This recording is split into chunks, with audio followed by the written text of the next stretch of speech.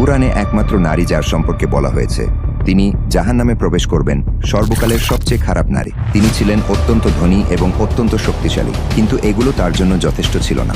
এই অভিশপ্ত নারীর অবিশ্বাস্য জীবন কাহিনী, যাকে এমনকি শয়তানও ভয় করে। উম্মে জামিলের সংগ্রাম, ইসলামের বিরুদ্ধে অবিশ্বাসের যুদ্ধ। আজকের ইসলামের শত্রুদের বোঝার জন্য প্রথমে তাকে বুঝতে হবে। তিনি প্রথম সেই কৌশলগুলো ব্যবহার করেছিলেন যা আজও ইসলামের শত্রুরা ব্যবহার করে। তিনি তার স্বামীকে বিশ্বাস প্রত্যাখ্যান করতে প্ররোচিত করেছিলেন এবং তার ক্ষমতা ব্যবহার করে মুসলিমদের উপর নির্যাতন চালিয়েছিলেন। এমন এক নারীর গল্প যিনি এতটাই খারাপ ছিলেন যে শয়তানও অবাক হয়ে যেত। কে ছিলেন সেই নারী যাকে আল্লাহ তাআলা কোরআনে অভিশপ্ত হিসেবে উল্লেখ করেছেন তা কিছুক্ষণের মধ্যে জানতে চলেছেন। তাই আমাদের সাথেই থাকুন এবং শুনতে থাকুন সেই চাঞ্চল্যকর কাহিনী যা আপনার হৃদয়কে নাড়িয়ে দিবে। উম্মে জামিল জন্মেছিলেন কুরাইশ গোত্রে, মক্কার সবচেয়ে শক্তিশালী গোত্রগুলোর একটি। তার পিতা হাব্ব ইবনে উমাইয়া ছিলেন মক্কার সম্মানিত নেতাদের একজন। এমন পরিবারে জন্ম নিয়ে তিনি বড় হয়েছিলেন প্রাচুর্য আর মর্যাদার মাঝে। কিন্তু এই উচ্চ মর্যাদা তার অন্তরকে ভালো করেনি। শৈশব থেকেই তিনি ছিলেন উচ্চাবিলাসী, অহংকার এবং ক্রোধে ভরা। অল্প বয়সে তিনি বিবাহ বন্ধনে আবদ্ধ হন আবু লাহাবের সাথে, যিনি ছিলেন আব্দুল মুত্তালিবের পুত্র। আবু লাহাব ছিলেন মক্কার সবচেয়ে ধনী ও ক্ষমতাশালী পুরুষদের একজন। তার সম্পদ উম্মে জামিলকে, যিনি অহংকার আর বিলাসিতা পছন্দ করতেন, অপরিসীম আনন্দ দিয়েছিল। আবু লাহাব ছিলেন কুরাইশের বিখ্যাত ব্যবসায়ী, যার বাণিজ্য ছড়িয়েছিল দূর দূরান্তে। উম্মে জামিল এই সম্পদ ব্যবহার করে মক্কার সবচেয়ে আলোচিত নারীদের একজন হয়ে উঠলেন।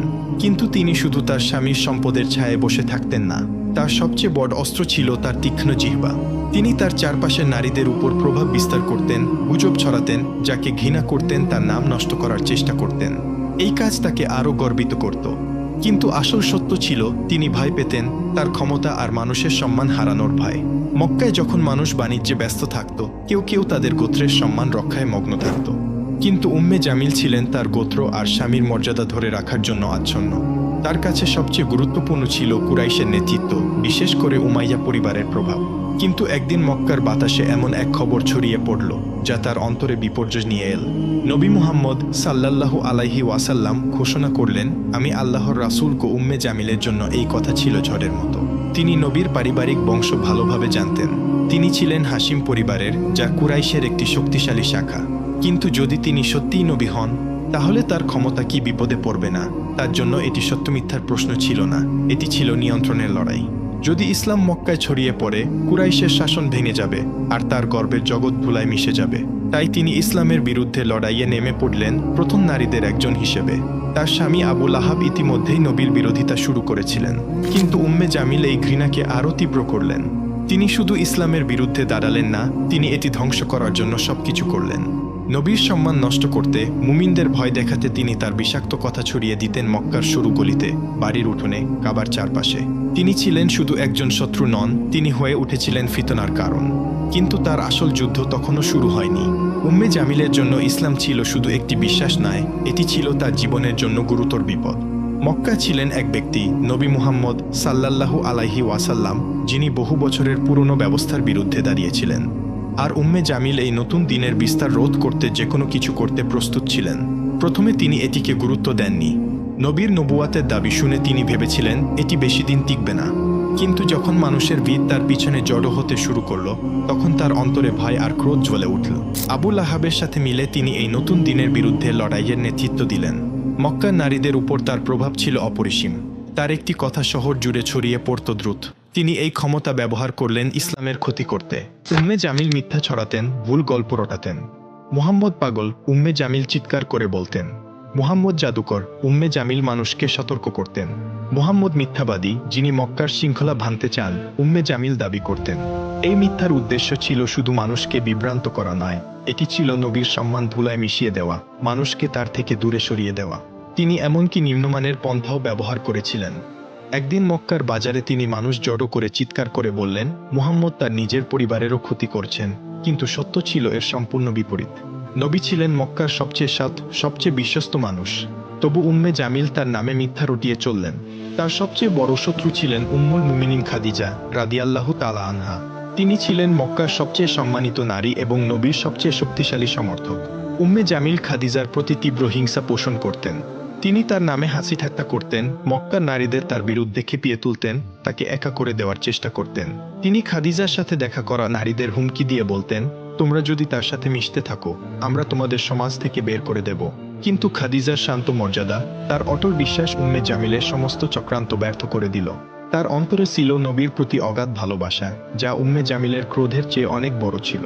উম্মে জামিল শুধু কথায় থামেননি, তিনি ইসলামকে থামানোর জন্য হাত পা সবই চালিয়েছিলেন। তিনি নতুন মুসলিমদের ভয় দেখানোর, তাদের ইসলাম ত্যাগ করতে বাধ্য করার পরিকল্পনা করতেন।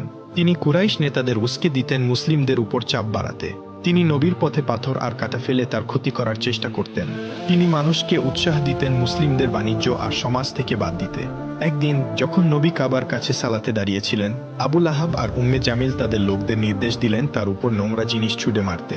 তারা মক্কার সবচেয়ে সম্মানিত মানুষটির অপমান করতে একটু দ্বিধা করলেন না। কিন্তু তারা যতই চেষ্টা করুক, মুসলিমদের সংখ্যা প্রতিদিন বাড়তেই থাকল। এটি উম্মে জামিলকে পাগল করে দিল।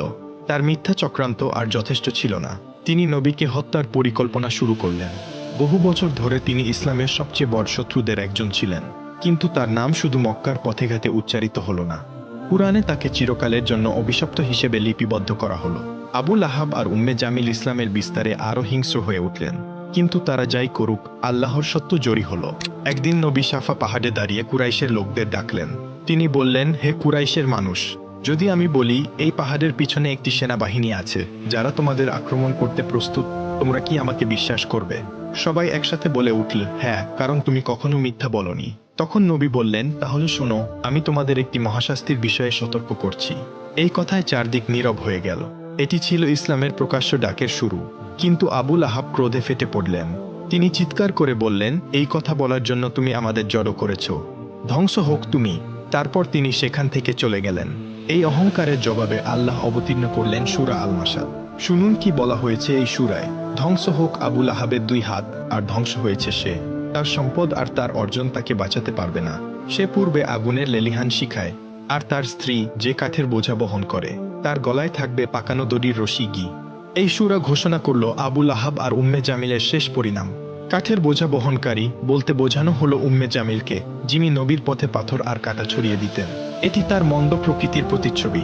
যখন এই সূরা অবতীর্ণ হলো, উম্মে জামিলের ক্রোধ আরও তীব্র হলো। তার কাছে এটি ছিল মৃত্যুর ফরমান। মক্কার মানুষ তার ভাগ্য নিয়ে কথা বলতে লাগল। এমনকি কুরাইশের নেতারাও তার সাথে ঠাট্টা করল। একদিন তিনি ক্রোধে ফুঁসতে ফুঁসতে একটি বড় পাথর হাতে নিয়ে মসজিদুল হারামে গেলেন। তিনি নবীকে হত্যা করতে চাইলেন। তিনি ভেবেছিলেন নবী সেখানে বসে আছেন। আবু বকর রাদিয়াল্লাহু তাআলা আনহু তার পাশে ছিলেন। কিন্তু আল্লাহর ইচ্ছায় উম্মে জামিল নবীকে দেখতে পেলেন না, যদিও তিনি ঠিক সেখানেই ছিলেন। তিনি আবু বকরের দিকে তাকিয়ে চিৎকার করে বললেন, তোমার বন্ধু কোথায়? আমি তাকে শেষ করতে এসেছি। সে তার জাদু আর মিথ্যা দিয়ে আমাদের একে অপরের বিরুদ্ধে করেছে।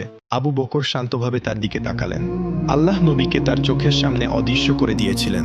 উম্মে জামিল ক্রোধে পাথর ফেলে দিয়ে চলে গেলেন। তিনি জানতেন সূরা মাসাদ তার শেষ ঘোষণা করেছে, কিন্তু তার ক্রোধ আল্লাহর বিচার বদলাতে পারল না। সূরা মাসাদের অবতীর্ণ হওয়া আবু লাহাব আর উম্মে জামিলের জন্য বিপর্যয় ছিল। তারা ইসলামের উত্থান থামানোর জন্য সব চেষ্টা করেছিল। আবু লাহাব মুসলিমদের বিরুদ্ধে সামাজিক ও অর্থনৈতিক বয়কটের নেতৃত্ব দিয়েছিলেন। এই কঠোর বয়কট 3 বছর ধরে মুসলিমদের কষ্টে ডুবিয়ে রেখেছিল। কিন্তু তারা ইসলামের আলো নিভিয়ে দিতে পারলেন না। তাদের নিষ্ঠুরতা তাদের নিজেদের ধ্বংসের পথে নিয়ে গেল। আবু লাহাবের শেষ এলো নির্মমভাবে। মক্কায় একটি মারাত্মক রোগ ছড়িয়ে পড়ল। আবু লাহাব সেই রোগে আক্রান্ত হলেন। তার শরীর এতটাই ভয়াবহ হয়ে গেল যে কেউ তার কাছে যেতে সাহস করল না। এমনকি কুরাইশের লোকেরাও তাকে ত্যাগ করল।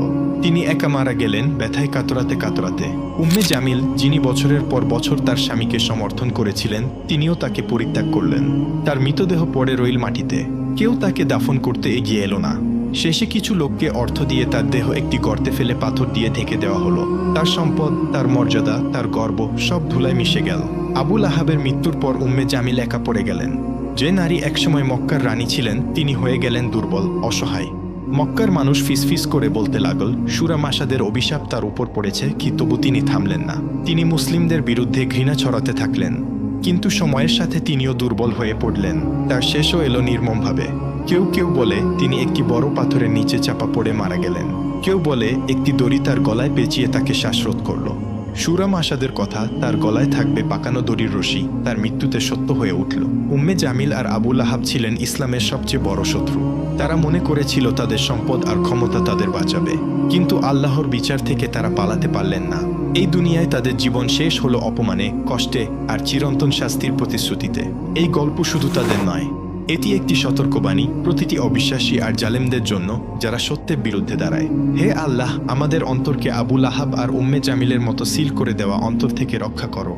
আমাদের পথ দেখাও নবীর পথে, যেন আমরা ঈমান, ন্যায় আর ভালো চরিত্রে জীবন কাটাতে পারি। আমাদের অন্তরকে পবিত্র করো অহংকার, হিংসা আর ঘৃণা থেকে। আমাদের সঠিক পথে অটল রাখো। আমিন।